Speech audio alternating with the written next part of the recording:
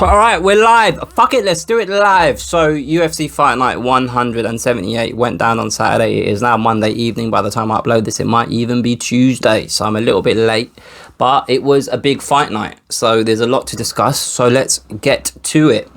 So the main event, Colby Covington against Tyron Woodley. Now look, full disclosure, I did record a pre-fight preview video. And in that video, I did give my prediction of how I felt this fight was going to play out.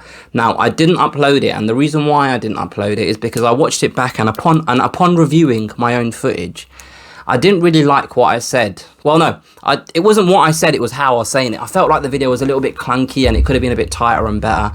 So I didn't bother uploading it. But if I had uploaded it and you lot had seen it, you would have seen that I predicted that Colby Covington was going to just outpoint Tyron Woodley. Now, look, firstly, that isn't what happened because Colby Covington got the finish. But secondly, that prediction in itself isn't groundbreaking. It isn't something, you know, that I said that was like I saw something that a lot of people hadn't. Do you know what I mean? I think a lot of people would have predicted that Colby was going to win on points, mostly because of how the level that Colby's been fighting at over the last 18 months, 2 years or something like that, and just how relentless he is in his offense. And it had a lot to do with how Tyron Woodley's been fighting and his performance against Kamaru Usman and then Gilbert Burns. He just didn't seem like he is the same guy that was the welterweight champion. Now, this fight itself, I have a website called The Battle Camp, and I'm gonna put a link to this in the description for this particular video because I just, you know, if you've got time, have a read, because I wrote an article saying the face turn of Woodley back in, I'll tell you when it was, the 14th of September 2018. So basically exactly 2 years ago, where I basically discussed Tyron Woodley, and it was after his fight with Darren Till, I believe. And I was just basically talking about, I've said basically too many times in the last minute or so, but I was talking about Tyron Woodley and how I felt he was on the cusp of going to the next level and achieving the level of stardom that he in his own mind believed he already should be at, right? And the reason why I'm bringing this up is at that time in that article, I basically said, at that time in that article, I said that Tyron Woodley has the perfect opponent in Colby Covington. If UFC make that fight, Tyron Woodley against Colby Covington, and if Tyron Woodley wins that fight, I feel like he's going to move to the next stratosphere as a welterweight champion and just as a personality when it comes to the roster. Now, clearly that fight didn't get made, and Tyron Woodley fought Kamaru Usman instead. And we all know how things have played out since then. But the reason why I'm bringing this up is, at that time, I was very, very excited at the prospect of Colby Covington fighting Tyron Woodley. Last week, not so much. I just genuinely just didn't really care much for this fight. And it isn't because I didn't care for the trash talk back and forth. It's more to do with the fact that I always say this on this channel. What makes me excited about a fight is anticipation and unknown. Being able to anticipate what the strengths and weaknesses of the two fighters are, and having that element of unknown of saying, you know what, I don't know who's going to win this fight. I don't know how this is going to play out. And when it came to this fight on Saturday, Colby Covington and Tyron Woodley, I didn't have any elements of unknown, because in my head, I couldn't think of a scenario where Tyron Woodley would beat Covington. And that's a bit of a shame. This fight came a little bit late, and obviously you couldn't preempt the decline that Tyron Woodley was going to have in his career. But I just didn't have any excitement for the fight, because I just didn't think that Tyron Woodley could beat Colby Covington, and that's effectively what happened. So Tyron Woodley, what is his problem? I honestly, I don't know, but this is my feeling. This is my gut feeling, right down in my plums. This is how I feel about Tyron Woodley and his decline. I feel like it's easy to say that, oh, he just doesn't throw or he doesn't pull the trigger. But during this fight against Colby Covington, I'm pointing because I don't know why I'm pointing at my TV, but during this fight, he was throwing. He was throwing punches, but he was almost half-heartedly throwing them. he wasn't really committing to his own offense. What I noticed he was doing a lot was just the pouring thing that fighters do, where they're trying to just basically stop the jab of where he was trying to stop the jab of Colby Covington. But when he was actually throwing, it was almost like he'd go to throw, then he'd stop himself. And then when he would actually throw, it wouldn't really be a significant strike, if that made sense. And there were too few and far between. And how I feel, or what I feel has caused this, is he's just too fixated on what his opponent's strengths are. And with him preempting or anticipating his opponent throwing a technique or combination or whatever, it's thrown him off his own game and focusing on his own strengths.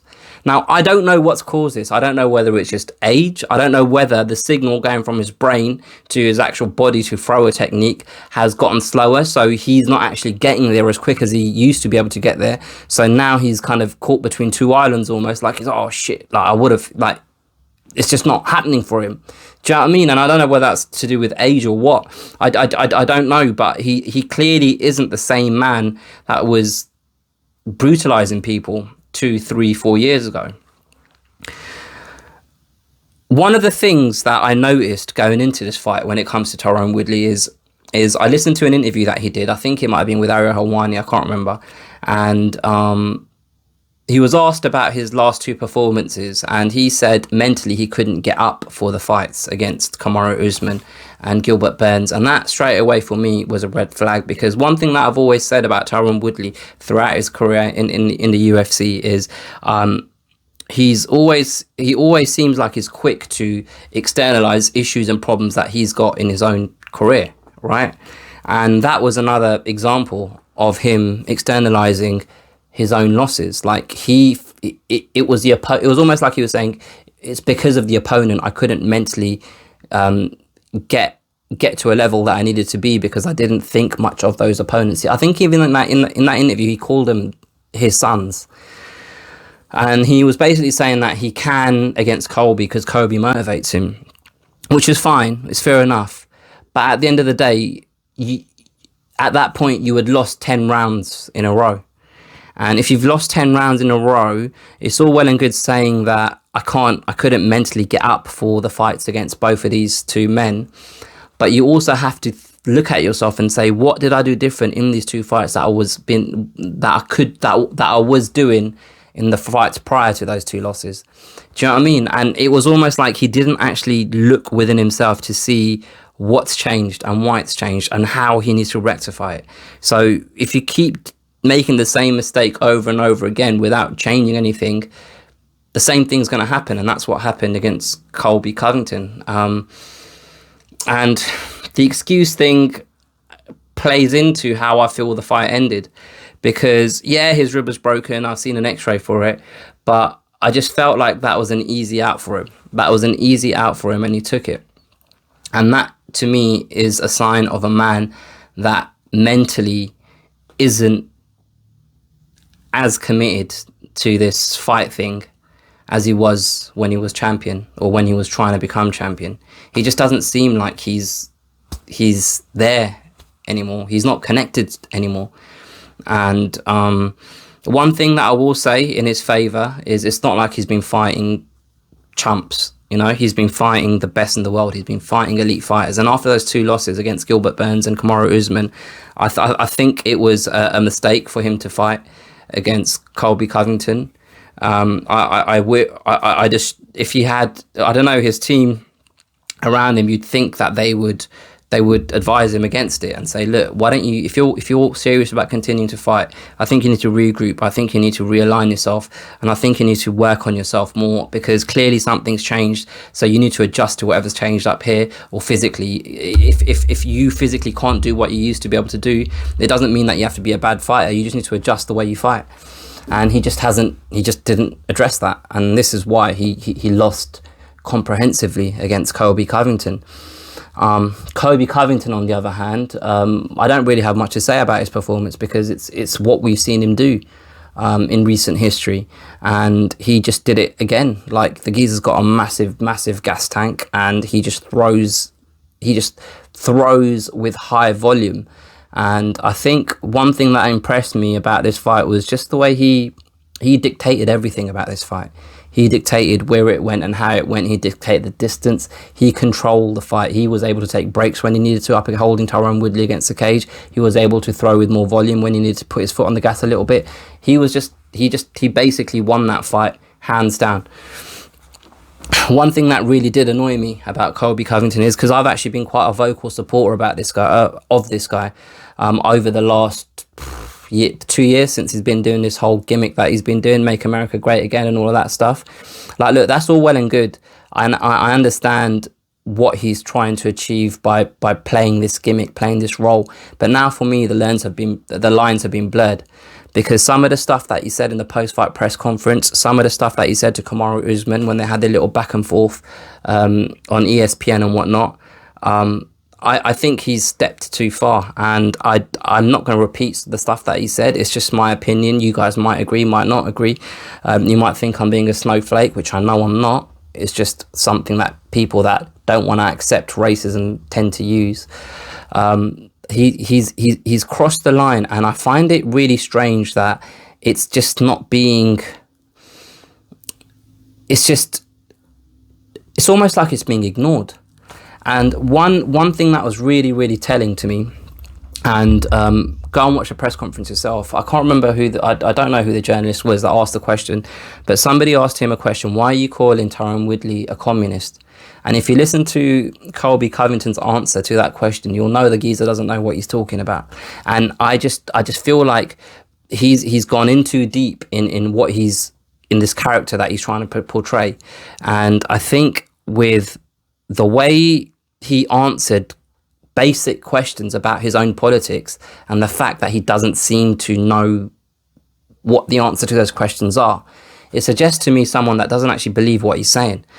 And it's dangerous, because like, you can play this character all you want, but when you're actually saying actual offensive things about communities within your own country, and at a time like this when racial tension is at a high at the moment, and at a time when there's so many issues on a political level going on, and there's a lot of like groups forming almost, you need to be careful about, if you don't actually believe what you're talking about, if you don't actually think what you're verbalizing, then you need to be careful, because right now it just seems like he's just taking buzzwords off social media and just saying them out, spewing them out in the public domain. And I don't know whether I believe these are his beliefs. And if they are his beliefs, fair, but at least be able to construct a coherent argument when you're asked about why are you saying this. Do you know what I mean? Like, if you're gonna call someone a communist and a terrorist sympathizer, when you're questioned about it, at least be able to say, this is why this is my opinion. This is why I believe he's a terrorist sympathizer. This is why I believe he's a communist. But yeah, Colby Covington, he's just there now, isn't he? He's there. He's ready. He's ready for a title shot. He called out Jorge Masvidal. He called out Kamaru Usman. Kamaru Usman is obviously fighting Gilbert Burns. So if I was him, I'd just sit tight and wait. I'd wait for one of those two fights, and I wouldn't really take any other fight. And I think he's got enough credit now in the bank in terms of his displays in the octagon to warrant him just saying, no, I'm not going to fight unless it's for the title or unless it's Jorge Masvidal. And I don't think the UFC will put him in that awkward position that they tend to put some of their fighters in, where they say, oh, well, you can fight, you know, a Leon Edwards, for example, or you're not fighting. Do you know what I mean? I think the UFC will want to make him, put him in a fight against a Kamaru Usman, or if Kamaru Usman beats Gilbert Burns, obviously, or Jorge Masvidal. But yeah, so that's my thoughts on the whole Colby Covington, Tyron Woodley saga, and I'm kind of glad it's over now. I'm kind of glad it's been put to bed and we can move on from it. The next fight, Donald Cerrone against Nico Price. So this one was, you know, sometimes, yeah, you watch a sport let's say football, for example, or soccer for you Americans, right? You watch a sport and you watch two elite top tier teams play each other, and then you watch two not so good teams play each other, and you can see the difference in quality. Watching Donald Cerrone and Nico Price against each other was like watching two not so good teams play each other, which is a shame because Donald Cerrone, once upon a time, again, was similar to Tyron Woodley. He was right there, a top 5 fighter. I've never really felt that he was at that level at welterweight. At lightweight, I did. I just felt like at welterweight, he got found out against the bigger guys. And Nico Price, like, God loves a trier, innit? He tries his best, but aesthetically, just watching him fight, he just doesn't seem like he's at a top level. And a couple of years ago, Donald Cerrone would have made light work of Nico Price, and he wasn't able to. And he's in a similar predicament to Tyron Woodley, where he's not fighting to the same standards he once was. But Tyron Woodley's very apprehensive at the moment when he fights, and he's very I don't know whether nervous is the right word. He's very gun shy is a word or a phrase that's been thrown around a lot. Donald Cerrone's throwing, but he's just not throwing with the same venom that he used to and the same precision that he used to. Again, I don't know whether that's just him slowing down and it's age. I don't know what it is, but he's just not the same version that he was. But the thing is, with Tyron Woodley, he doesn't seem to take the same level of punishment that Donald Cerrone does. And that's a little bit scary because Donald Cerrone's been in his fair share of wars. He's just had a shit ton of fights anyway. He's had his fair share of wars and he's been knocked out a number of times. So far be it for me to talk about anyone and say, you know, he or she should retire.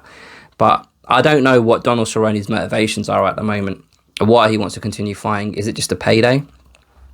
Clearly, he's not going to be a world champion now. So whether it's just something that he just loves doing, he loves training, he loves fight night, that's fine. But every fighting career needs to come to an end at some point. And with a man with 2 young sons, you'd want him to come out the game with the best health possible. And if he continues like this, the chances of that happening are diminishing with every fight. And you hate to see it because Donald Cerrone is a legend of the game. He's one of the most popular guys that have done it over the last 5-10 years even. Do you know what I mean? And it's one of the things that you hate to see when it comes to combat sport. And far be it for me or someone like me to say he should retire. But he needs to start considering his options, and he needs to start looking at himself to say, what is it that I want from this? Why am I still doing this?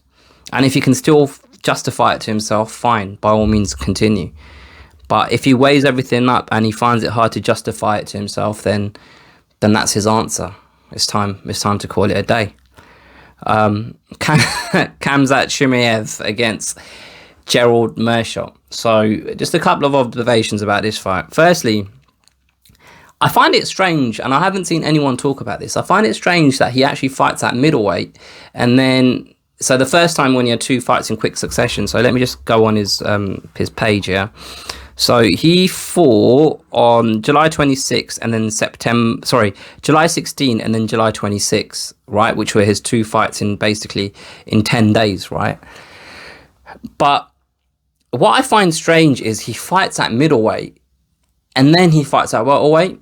Like, in my head, I'd assume that the first fight should be at welterweight. You do your weight cut, you have your fight, you win, and then you're able to spend, the next 10 days just putting that mass back on, putting that weight back on, and then just getting yourself to middleweight. Like, in my head, it seems like that's the more comfortable way of doing it. What I don't understand, and maybe there's a reason for this, and maybe I just don't know what the reason is, but the fact that he fights at middleweight and then he does a weight cut to get to 170 pounds, and then he fights at welterweight. So that was John Phillips at middleweight, and then Rhys McKee at welterweight, which were his last 2 fights. And then Gerald, like this fight against Meerschaert, however you say it, Like, it was best case scenario for Khamzat.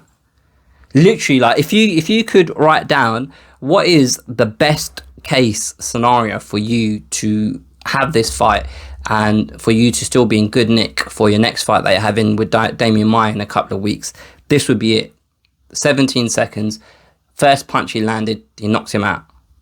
And a lot of people have made this observation. I've heard Luke Thomas say it. Khamzat isn't Khabib 2.0 because he carries power. And the fact that he knocked out Meerschaert at middleweight and apparently his weight class is actually welterweight, it just shows, innit? It just shows he can bang. And one of the things that stood out to me with that shot that he finished that fight with is the speed. And look, obviously Meerschaert isn't a world-class stand-up fighter, but he's an experienced man who's been fighting for a number of years, and he's got a winning record, you know. And for Khamzat to make such light work of him, it speaks volumes about the potential of this man. And it's just about understanding just how good he is. And there's a lot of people clamoring to see him fight against a top contender, but I like what he's doing at the moment. And it reminded me of Goldberg back in the day in WCW, when Goldberg had this, he was like building his record, who's next? And every week he just come in and beat someone and beat someone and beat someone. And I like this gimmick of Khamzat, that he just fights. He just wants to fight on a regular basis. And I wouldn't mind just names being thrown at him, even though we know that these are guys that he should be beating, or he will be, or these guys aren't on the same level as Khamzat. If you keep lining him up and he keeps knocking him down, it just builds that legend a little bit more. And then before you know it, like if he beats Damian Maia now, he's going to be 4-0 in the UFC, and he joined in July. Do you know what I mean? So if you get to a position when you're 10, 12, 13-0 in the UFC, beating kind of top 15, top 20 guys or whatever, and then you get to a position where you then start focusing on one of the weight classes and working your way up the top 10, that's what I'd like to see.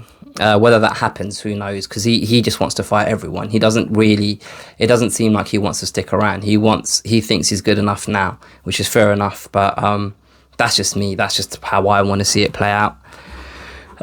What we got next? Johnny Walker, Ryan Spann. I don't really want to talk much about this fight. It was a weird kind of fight. Johnny Walker felt like he got injured, or he got hurt a couple of times, but he managed to get the finish. It's just crazy, isn't it? Because Johnny Walker's a man that we were talking about. When did he lose to? He lost to Corey Anderson in November 2019. But before then, he's a guy that we were basically saying, this is the guy that's going to challenge John Jones. This is the guy that John Jones will eventually have to fight, and it will be a difficult fight for John Jones.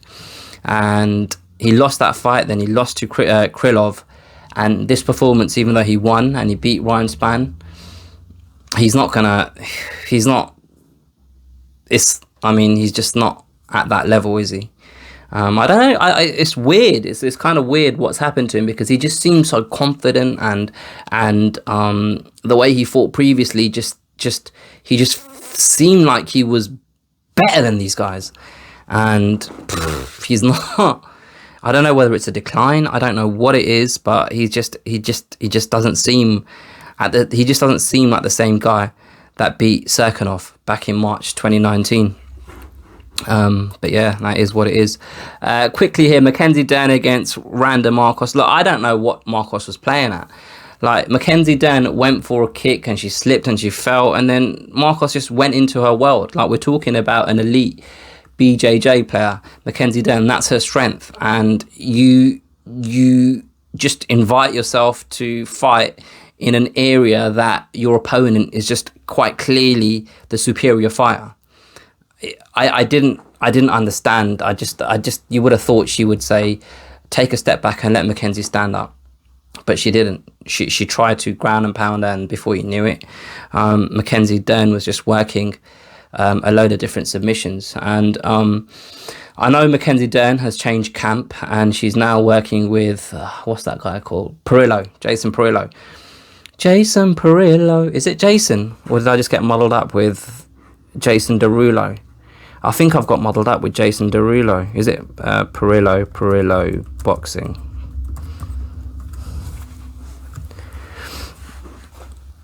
It is Jason Perillo. Jason Perillo. Yeah. I didn't get muddled up with Jason Derulo. But look, so she teamed up with him. So obviously she's addressing the fact that her stand-up is her weak point when it comes to mixed martial arts. And she wanted to show the improvement she made, and she landed flat on her ass after throwing her first kick. So maybe next time. But one thing about Mackenzie Dern is it feels like she's more focused on her career, because remember when she first came into the UFC, she missed weight a couple of times. She fought at 125 pounds as well. I think I might be making that up. But let me just check now that I'm saying it. I don't want to say something that isn't true. Yeah, she fought at catch weight 123 pounds when she missed weight. She missed weight in Legacy, once in LFA. She's missed weight a number of times, but I think her last two fights have been at 115 pounds. So, you know, it feels like she's more focused in her career, and it feels like she's just honed in, and she wants to fight again this year apparently. So I'd like to see how she develops, because if she can improve her striking, then she might be a problem in that weight class, because a lot of the girls in 115 pounds, the main strength is striking, and not a lot of them can hang with her when it comes to the submission game. So if she can get her striking to a level where she's able to use her striking to set up takedowns or hurt girls to then get close into grappling distance and start trying to work her submission, then she might do something in that division. Last one, Kevin Holland against Darren Stewart. This was a very entertaining fight, and I liked the way they was just talking to each other throughout the fight. I liked at the end when Darren Stewart was on top of Kevin Holland and he was saying, "Come on, Kevin, come on, Kevin." It was almost like he was motivating Kevin to stand up, even though he was on top of him, raining in punches and elbows. The win, Kevin Holland got the win, and even though Kevin Holland himself didn't believe he deserved the win, it was one of them ones where you can see that why the judges gave him the first two rounds. So the third round, Darren Stewart won. It just felt like Darren Stewart was hard done by, because that was the most dominant round out of the fight. So Darren Stewart dominated the third round more than Kevin Holland did the first and second. And the second round was a bit, for me, that was a round that could have gone either way. I'm not mad at the result. That's what happens in a 3-round fight. Do you know what I mean? But I like Kevin Holland's attitude after the fight, and him basically saying that you know, he wants to rematch because he himself doesn't feel like he won it. And I like both of their personalities, and I think they gel well in the octagon, and if they rematch each other, I think it will be an entertaining fight. Right, I've gone on for about half an hour now, so please feel free to put your comments below. Let me know what you guys think of my thoughts. Subscribe if you haven't already. Share this with a friend if you enjoyed it. Like, comment, subscribe, all of that good stuff. I'll catch you guys next time.